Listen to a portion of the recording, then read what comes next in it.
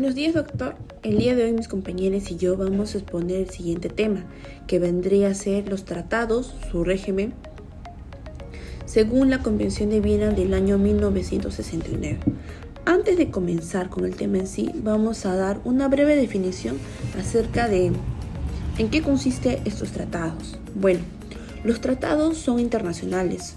Son aquellos acuerdos celebrados de manera formal entre estados soberanos o entre estados y organizaciones internacionales. Estos también son acuerdos los cuales se utilizan para así poder regular las relaciones entre las partes, para así poder abordar una amplia variedad de asuntos en el ámbito del derecho internacional. Desde un punto de vista general, podemos señalar que un tratado es un acuerdo de voluntad entre ya sea dos o más sujetos, de derecho internacional, que los cuales tienen como un objetivo principal en sí, que vendrían a ser poder crear efectos jurídicos entre las mismas y así poderse regir, en base al derecho internacional. Bueno, una de la importancia vendría a ser de la Convención de Viena. Se podría decir que los tratados internacionales representan, la fuente principal y más tangible del derecho internacional público actualmente, en la actualidad. Esto no solo se debe a su contribución a la seguridad y así poder tener una estabilidad, en las relaciones internacionales, sino también a su papel en la consolidación de un derecho de gentes más auténtico y así poder tener una representación. Estos tratados toman forma a través de la voluntad libre y conjunta de los estados y organizaciones internacionales, sin la cual no tendrían existencia. Respecto al capítulo 2 sobre la Convención de Viena sobre el derecho de los tratados, se tiene como objetivo principal codificar las normas consuetudinarias de los tratados y desarrollarlas progresivamente. Por un lado está establecer reglas y principios básicos para la creación, interpretación, aplicación y terminación de los tratados entre naciones, y por otro establecer las normas que rigen la creación, celebración, interpretación, modificación y enmienda de los tratados.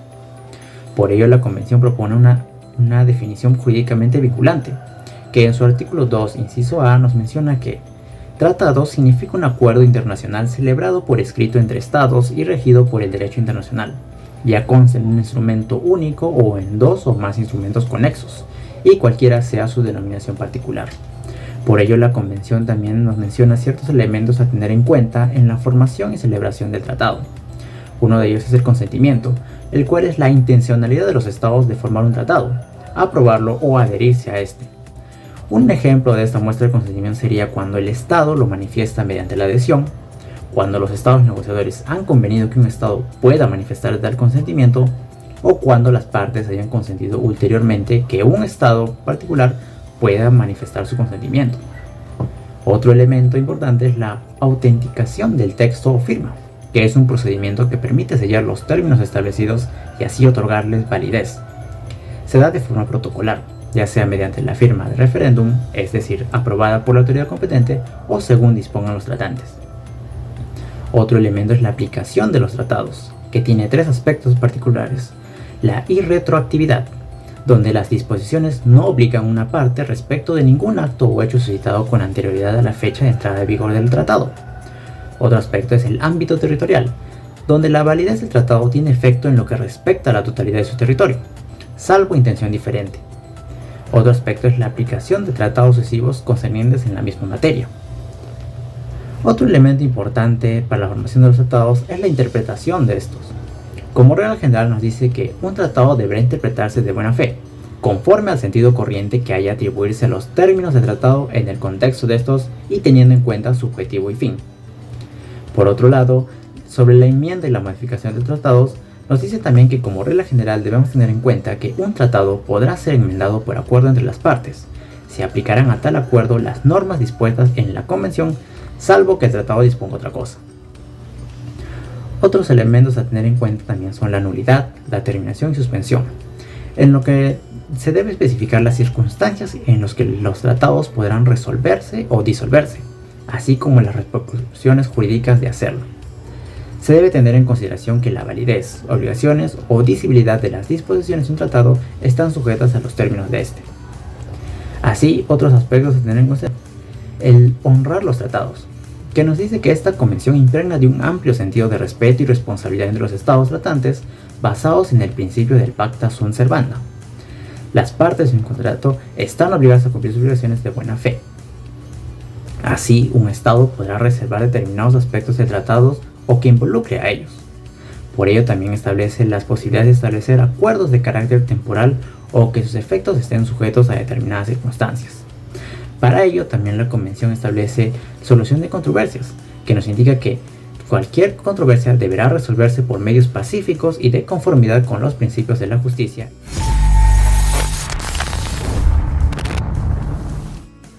Capítulo 3. Régimen de los tratados según la Convención de Viena. La adopción y la autentificación. Este procedimiento es una parte integral del proceso de elaboración para la realización de un tratado internacional, que es la adopción del texto del tratado.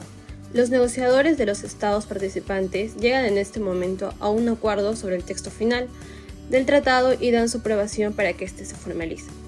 El proceso de adopción de un tratado implica que los estados negociadores acuerden su contenido, ya sea por unanimidad o por la mayoría en una conferencia internacional. Una vez adoptado, el texto se considera auténtico y no puede modificarse esencialmente. El estado negociador no puede socavar el tratado después de esta fase, aunque aún sea parte del mismo.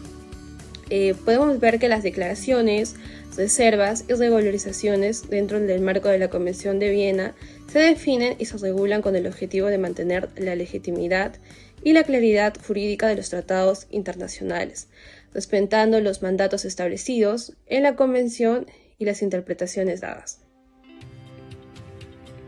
Continuando con la exposición, yo voy a hablar sobre la autenticación y la ratificación.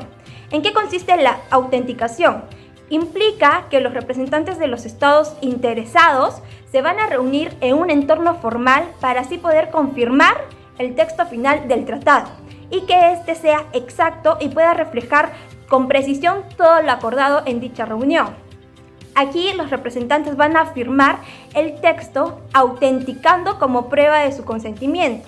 Y también se puede destacar que la autenticación es crucial para así poder garantizar que el texto del tratado sea exacto antes de que pueda pasar a otra fase, como es la fase de la firma y la ratificación. Después de esto también tenemos que los estados no pueden modificar unilateralmente los términos de un tratado que ya ha sido autenticado.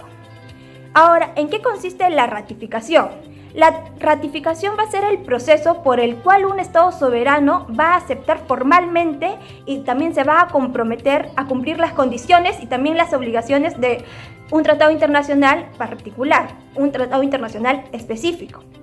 Y que una vez que el tratado ha sido aprobado internamente, ya sea el jefe de Estado o el gobierno, va a emitir un instrumento de ratificación. Y este instrumento se va a enviar al depositario del tratado, que va a ser la organización encargada de poder recibir y también de poseer los instrumentos de dicha ratificación. Y este proceso también de ratificación va a terminar con el depósito del instrumento de ratificación, lo que va a indicar que el Estado ha ratificado el tratado acordado. Y por último también tenemos que cuando este proceso de ratificación va a entrar en vigor, el tratado va a depender de las disposiciones específicas que se han establecido en dicho tratado y también puede requerir de la ratificación de un cierto número de estados. En lo que respecta a las declaraciones interpretativas, las reservas y las diferencias, tenemos lo siguiente, ¿no? Las declaraciones interpretativas son declaraciones unilaterales hechas por un Estado o también por una organización internacional para así poder precisar o también poder aclarar el sentido o también el alcance de un tratado o alguna de sus disposiciones. Y estas declaraciones interpretativas no cambian ni tampoco buscan alterar las obligaciones establecidas en los tratados, sino que ellos, con estas declaraciones, se busca establecer claramente el alcance que va a tener. ¿Qué son las reservas? Las reservas también son declaraciones unilaterales hechas por un Estado al firmar o también al aprobar un tratado. ¿Esto con qué intención? Va a ser con la intención de poder cambiar, descartar o también exceptuar los efectos jurídicos de ciertas disposiciones que se establecen en el tratado. Por ejemplo, tenemos la reserva hecha por Malasia en la Convención de los Derechos del Niño. Y también se puede destacar que las reservas pueden generar debate sobre las intenciones de los estados respecto a cumplir con las obligaciones del tratado que se estipuló. Y por último tenemos las diferencias. En las diferencias podemos encontrar que entre las declaraciones interpretativas y las reservas radica los efectos jurídicos, ¿no? Y también que entre ambas se requiere interpretar con buena fe el propósito de quien lo realizó, en este caso del autor, para con el tratado. Eso sería todo. Definición y regularización. La definición de las declaraciones ya nombradas que están contenidas se comprende sin falta a la legitimidad y consecuencias jurídicas guiándose de las normas que son aplicadas según Viena. Serán reservadas cuando su finalidad de esto se le excluye a cambiar tales efectos jurídicos de los mandatos hechos dentro del tratado de este mismo, en su totalidad, en la Convención de Viena de 1969 y 1986. Debemos entender que definir es diferente a la regularización, ya que la definición posee como carácter primordial el distinguir la categoría a la que pertenece la declaración, recordando que la categorización no prejuzga la firmeza de la declaración que se dé.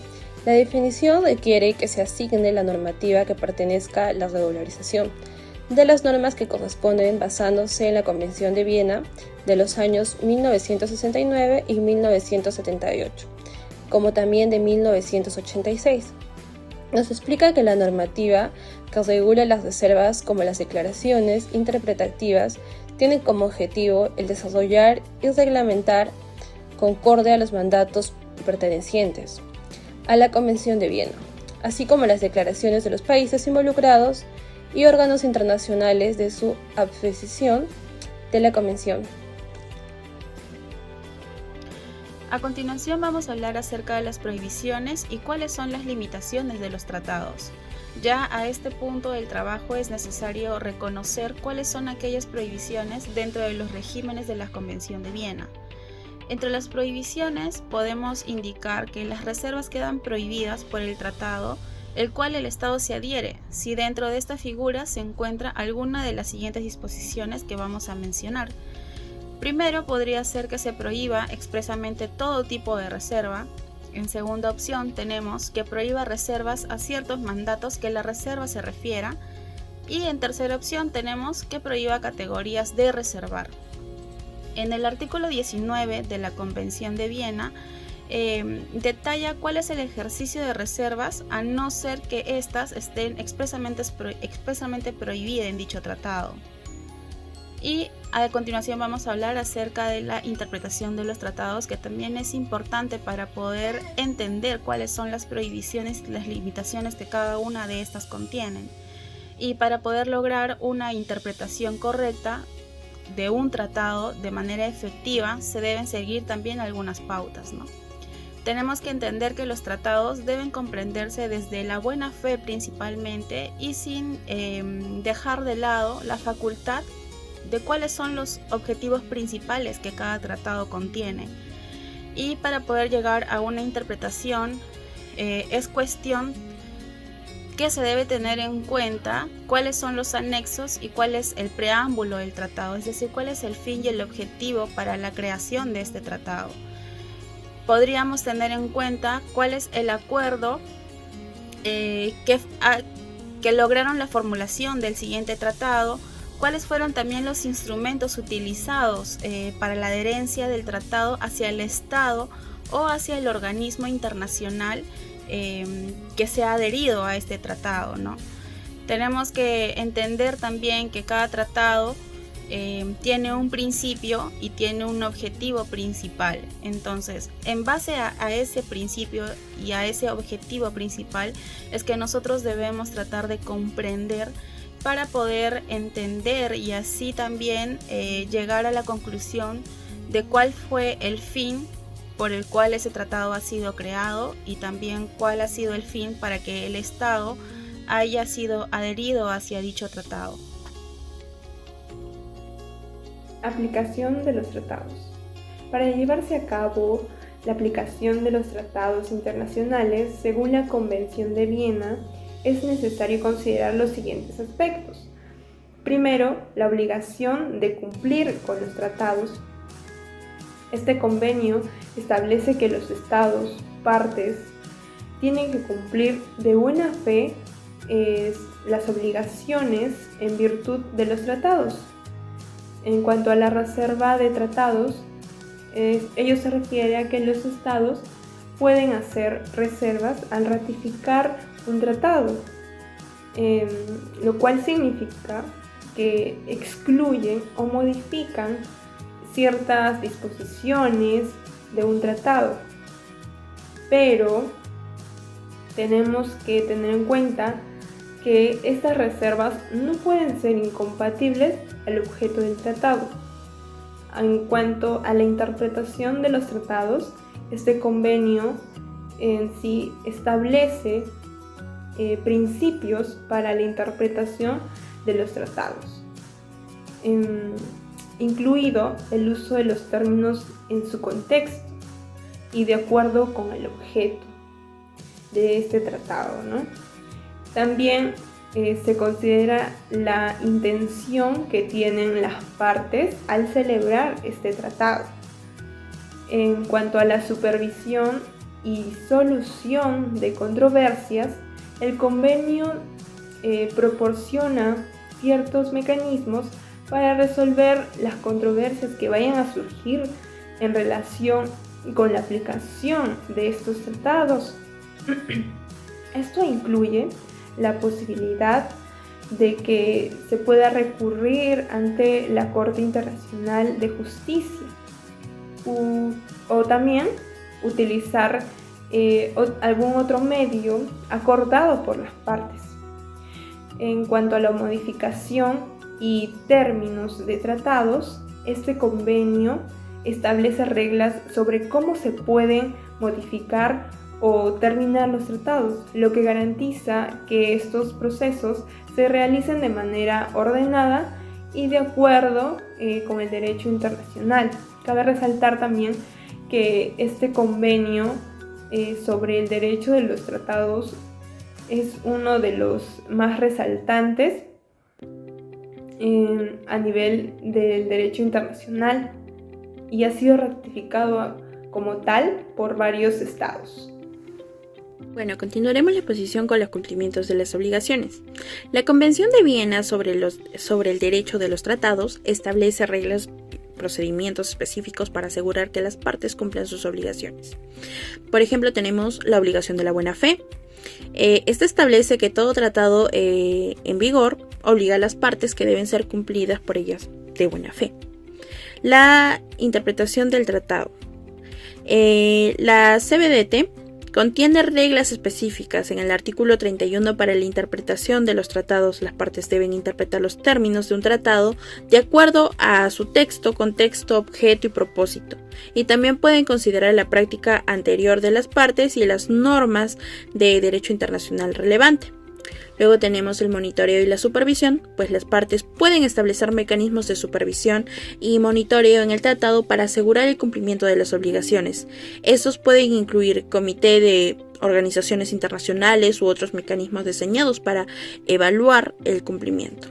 Luego tenemos la resolución de controversias. Si una parte considera que otra no está cumpliendo con sus obligaciones en virtud del tratado, pues la CBDT proporciona mecanismos de resolución de controversias y eso puede incluir la negociación directa, la mediación, el arbitraje o en algunos casos la presentación de la disputa ante la Corte Internacional de Justicia. Luego tenemos las sanciones y medidas de retorsión. En algunos casos, si una parte no cumple con sus obligaciones en virtud al tratado, pues las partes pueden tomar medidas de retorsión, como suspender ciertos beneficios o derechos en virtud del tratado, y estas medidas deben estar en línea con el derecho internacional y no deben ser desproporcionadas. La terminación del tratado. Si una parte pues no cumple con sus obligaciones de una manera muy grave, las demás partes pueden tener el derecho de suspender o incluso de terminar el tratado en virtud a la CBDT. Sin embargo, esto generalmente requiere un incumplimiento material y un paso extremo. Luego tenemos los ejemplos de tratado bajo la Convención de Viena. Entre ellos tenemos los tratados de paz que de acuerdo a que pone fines a conflictos armados y establece pues condiciones para la paz, como el Tratado de Paz en París de 1783, que puso fin a la guerra de independencia de los Estados Unidos. Luego tenemos los tratados de comercio. Estos acuerdos que regulan el comercio internacional, que se da últimamente bastante, las relaciones comerciales entre países, como el Tratado de Libre Comercio de América, que era conocido como la Telecan, y ahora es conocido como la TEMEC, porque está entre Estados Unidos, Canadá y México. Luego los tratados de derechos humanos, convenios que establecen estándares y compromisos en materia de los derechos humanos, como el Pacto Internacional de Derechos Civiles y Políticas de las Naciones Unidas. Luego tenemos tratados de medio ambiente, que estos son acuerdos internacionales que abordan cuestiones ambientales, ya que estos de aquí nos perjudican a todos, como el Protocolo de Kioto sobre el cambio climático. Luego tenemos los tratados bilaterales de amistad y cooperación. De acuerdo a estos acuerdos que promueven la amistad y la cooperación entre dos países, abordando diversos aspectos de sus relaciones diplomáticas y económicas. Luego tenemos tratados de seguridad y defensa. Estos acuerdos regulan la cooperación en materia de seguridad y defensa entre dos o más estados, como el Tratado Atlántico del Norte, que establece la OTAN. Luego tenemos los tratados de extradición, convenios que permiten al Estado extraditar a individuos buscados por cargos criminales en otros estados. Luego tenemos los tratados de límites y fronteras, acuerdos que definen y establecen los límites territoriales justamente para que entre los estados vecinos que haya, pues no haya futuras disputas fronterizas, como el Tratado de Tordesillas en Portugal y España. Luego los tratados de asistencia mutua, estos acuerdos que estipulan la cooperación entre los estados en caso de amenaza y seguridad internacional. Cada tratado puede tener sus propias disposiciones específicas, pero la CBDT proporciona un marco general para la celebración, interpretación y aplicación y terminación de estos acuerdos. Esto sería todo por mi parte, muchas gracias. Casos relevantes. Primero tenemos el caso de las minas terrestres, donde la Corte Internacional de Justicia se basó en las disposiciones de la Convención de Viena para resolver esta disputa sobre la soberanía de algunas islas en el Mar Caribe. La Convención de Viena se utilizó para interpretar tratados y establecer principios sobre la interpretación de los tratados. Ahora, como segundo caso tenemos el caso de las líneas de limitación marítima. Es un caso muy conocido por nosotros, ¿no? La Corte Internacional de Justicia resolvió esta disputa sobre la delimitación marítima entre Perú y Chile. En su fallo se basó en el Convenio de Viena para determinar la validez y la interpretación de ciertos acuerdos y tratados relacionados con las fronteras marítimas. Ahora, en cuanto al caso del muro en Cisjordania, en este caso la Corte Internacional de Justicia emitió una opinión consultiva sobre la construcción de este muro y su conformidad con el derecho internacional. La Corte se refirió ciertamente al Convenio de Viena para analizar las obligaciones de las partes en virtud de los tratados relevantes, incluyendo el Cuarto Convenio de Ginebra. Ahora, por último, tenemos el caso de Yukos, En este caso de inversión, se presentaron reclamaciones contra Rusia por expropiación ilegal de activos de yucos. En este caso, el Tribunal de Arbitraje se basó en el Convenio de Viena para determinar ciertamente las normas de interpretación que serían aplicables y la responsabilidad que tendría Rusia.